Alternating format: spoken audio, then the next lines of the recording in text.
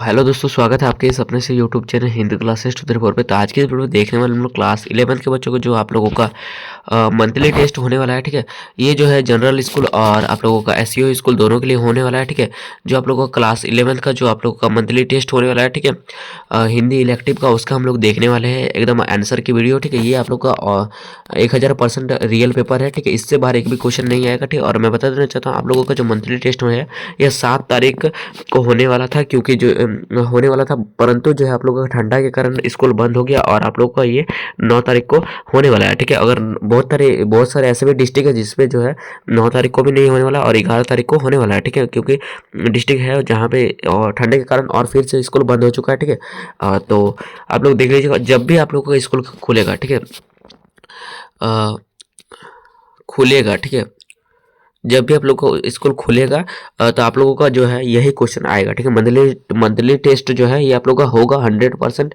और इससे यही सब क्वेश्चन रहेगा। ठीक है, 5000% हम लोग गारंटी दे सकते हैं। 5000% कोई ऐसा झूठ मूठ गारंटी नहीं है। ठीक है, चलिए तो देखिए क्लास 11 तो जो है हिंदी इलेक्टिव। ठीक है, 1 घंटे का समय मिलेगा और 12 मार्क्स का क्वेश्चन रहेगा। ठीक है, ये टोटल मतलब 12 क्वेश्चन रहेगा और टोटल 20 मार्क्स का रहेगा। यहाँ पे देख सकते हो टोटल 20 मार्क्स, पूर्णांक 20 और 12 क्वेश्चन रहेगा। ठीक है, और 1 से जो है 6 तक ऑब्जेक्टिव क्वेश्चन रहेगा। ठीक है, उसके 7 से 10 तक जो है आप लोग को लघु उत्तरीय प्रश्न रहेगा, उसका दीर्घ उत्तरीय प्रश्न रहेगा। ठीक है, 11 12 उसके बाद ये सब क्वेश्चन रहेगा। ठीक है, उसका देखिए पहला क्वेश्चन आप लोग रहेगा, क्या रहेगा, सेक्शन ए वस्तुनिष्ठ प्रश्न। ठीक है, क्या कहा जाएगा, उसकी माँ किस विधा की रचना है। ठीक है, उसकी माँ जो है चैप्टर वो किस विधा की रचना है। ठीक है, उसकी माँ ये किस विधा की रचना है, तो कहानी या फिर नाटक या फिर केवल रेखा चित्र या फिर एकांकी। तो क्या हो जाएगा इसका आंसर, तो इसका आंसर हो जाएगा ऑप्शन नंबर क हो जाएगा। ठीक है, कहानी। ठीक है, उसकी माँ किस विधा की रचना है, तो कहानी की रचना है। ठीक है,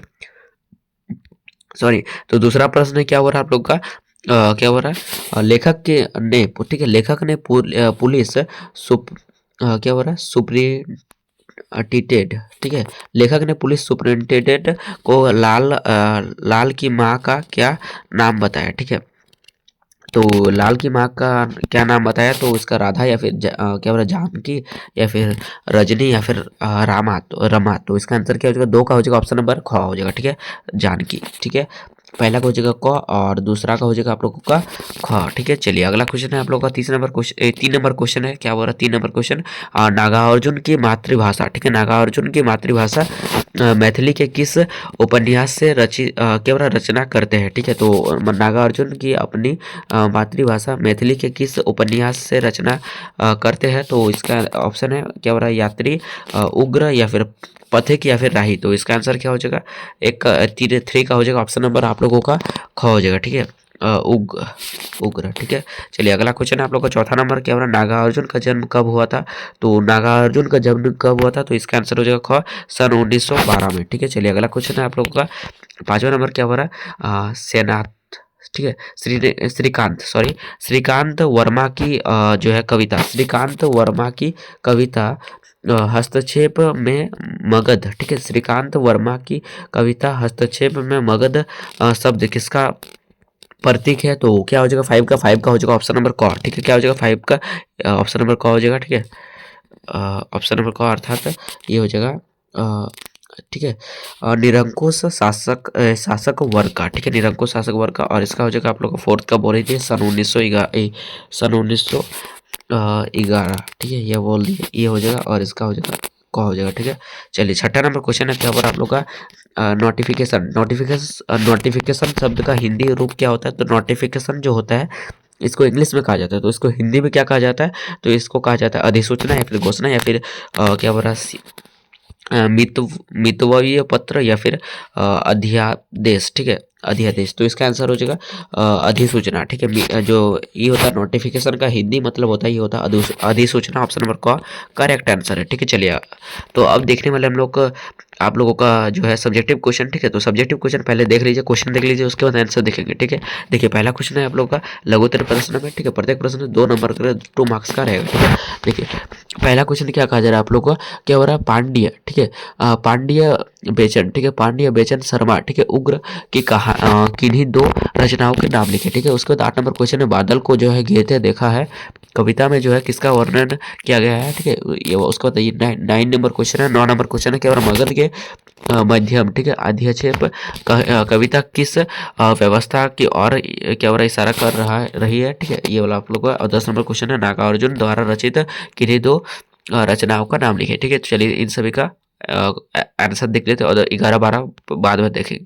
तो देखिए 7 नंबर क्वेश्चन था आप लोगों को, क्या बोला, पांड्य बेचन शर्मा उग्र की किन्हीं दो जो है रचनाओं के नाम लिखे। तो देखिए यहाँ इसका आंसर क्या हो जाएगा, दिल्ली का दलाल, ठीक है, दिल्ली का दलाल और जो है बंधुआ की बेटी, ठीक है, ये आप लोग का 2 है। तो देखिए क्या हो रहा, क्या हो रहा, पांड्य बेचन, ठीक है, शर्मा, पांड्य बेचन शर्मा उग्र, ठीक है, कि उग्र की 2 प्रसिद्ध रचनाएं जो है दिल्ली का दलाल और जो है बंधुआ की बेटी है, ठीक है। चलिए ये आप लोग का 7 नंबर का आंसर है, इसको स्क्रीनशॉट मार लीजिए या फिर जो लाइक कीजिएगा, लाइक कर दीजिए। और इस लाइक पे इस वीडियो का जो लाइक का टारगेट है कितना का है, 50 लाइक का टारगेट है। कितना लाइक का है, 50 लाइक का टारगेट है, ठीक है।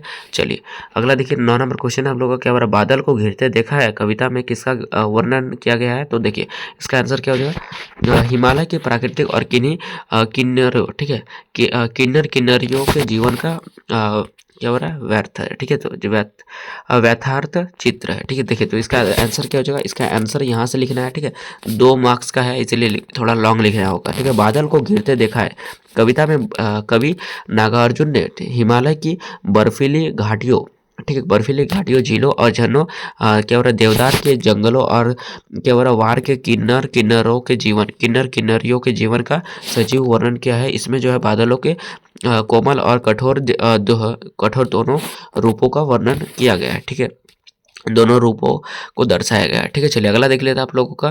तो 9 नंबर क्वेश्चन आप लोग है, मगध के माध्यम से जो है हस्तक्षेप कविता किस जो है व्यवस्था की ओर इशारा करती है। तो इसका आंसर इस प्रकार होगा, क्या हो रहा है, सत्ता की जो है निरंकुशता, ठीक है, सत्ता की निरंकुशता और जो है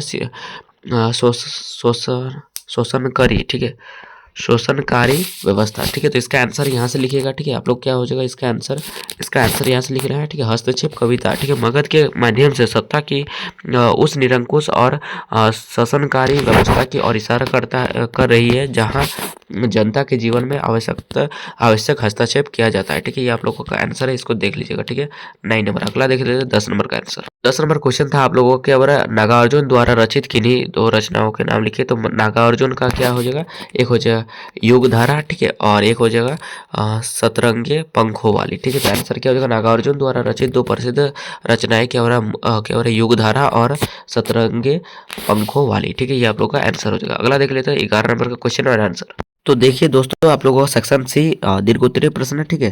देखिए 11 नंबर प्रश्न में क्या कहा जा रहा है, उसकी माँ कविता के अनुसार उस सॉरी क्या कहा जा रहा है, उसकी माँ कविता के अनुसार लेखक ने विचारधाराओं का प्रस्तुत करे, ठीक है, ये प्रस्तुत किया है, ठीक है, ये वाला 11 नंबर क्वेश्चन है, इसका आंसर देख लेते हैं, ठीक है। पहले आंसर देखेंगे, ये दोनों का क्वेश्चन देख लीजिए पहले। क्या हो रहा है, कविता के हस्तक्षेप, ठीक है, कविता ने हस्तक्षेप कवि ने हस्तक्षेप कविता के माध्यम से हस्तक्षेप को क्यों आवश्यक बताया है, कि इन दोनों का आंसर देख लेते हैं फटाफट, ठीक है। चलिए और मैं बता देना चाहता हूँ, ये आप लोगों को हल्के में मत लीजिएगा ये क्वेश्चन, क्योंकि जब भी आप लोगों का एग्जाम मतलब स्कूल खुलेगा और आप लोगों का जब भी मंथली टेस्ट, इस बार जो मंथली स्कूल खुलेगा और मंथली टेस्ट होगा उसमें आप लोग का हम लोग 5000% गारंटी देते हैं कि यही क्वेश्चन आएगा, ठीक है। मतलब इससे हम लोग इतना गारंटी है कि इससे बाहर एक भी क्वेश्चन नहीं जाएगा, यही सब क्वेश्चन आएगा, एक क्वेश्चन नंबर तक नहीं बदलेगा, जो क्वेश्चन नंबर 6 में है वही क्वेश्चन नंबर आप लोगों को वहाँ पर भी 6 नंबर में ही देखने को मिलेगा, ठीक है। और हम लोग जो है अपना स्ट्रीम कमेंट कर दीजिएगा, ठीक है, स्ट्रीम कमेंट कर दीजिएगा, हम लोग आप लोगों का फाइनल एग्जाम का भी तैयारी स्टार्ट कर देंगे, ठीक है। ये वाला आप लोगों का 11 नंबर क्वेश्चन थे, उसकी माँ कहानी के माध्यम से जो है लेखिका ने विचार धाराओं का प्रस्तुत कीजिए, ठीक है, प्रस्तुत किया है। तो इसका आंसर इस प्रकार लिखना है आप लोगों को। देखिए क्या हो रहा है, राजनीतिक और सामाजिक जो है अर्थवाद, उसकी माँ कहानी के माध्यम से लेखक जो है पांड्य बेचन शर्मा उग्र जो है तत्कालीन भारतीय समाज की जो है राजनीतिक उथल-पुथल, सामाजिक क्या हो रहा है अर्थीयवाद और स्वतंत्रता आंदोलन से जुड़ी विविध विचारधाराओं को प्रस्तुत किया है। ठीक है, ये आप लोगों का आंसर हो जाएगा। ठीक है, 11 का। 12 नंबर देख लेते हैं। ये 12 नंबर का आप लोगों का क्वेश्चन था, क्या हो रहा है, कवि ने जो है हस्तक्षेप कविता के माध्यम से जो है हस्तक्षेप को क्यों आवश्यक बताया? तो इसका आंसर क्या हो जाएगा, देखिए क्या हो रहा है, अन्याय और जो है शोषण के विरुद्ध आवाज, ठीक है, उठाना। अन्याय और शोषण के विरुद्ध आवाज उठाना कवि ने हस्तक्षेप कविता के माध्यम से हस्तक्षेप को जो है इसलिए आवश्यक बताया है क्योंकि जो है अन्याय जो है शोषण और निरंकुश सत्ता के विरुद्ध जो है आवाज उठाना और जो है प्रतिरोध करना और सामाजिक जो है परिवर्तन और अन्याय के लिए अनिवार्य है। ठीक है, ये आप लोगों का क्वेश्चन का आंसर हो जाएगा। ठीक है, चलिए तो आज के लिए इतना ही, फिर मिलते हैं नेक्स्ट वीडियो। तब तक के लिए जय हिंद जय भारत। और आप लोग का इंग्लिश का कौन सा सब्जेक्ट है, ठीक है, हिंदी को इंग्लिश इलेक्टिव है या फिर कोर है, ठीक है, उसको कमेंट कीजिएगा। ठीक है, इंग्लिश आप लोगों का तो कोर ही होगा। ठीक है, तो चलिए वो इंग्लिश कोर का भी आप लोग को डाल दिया जाएगा कुछ ही देर में।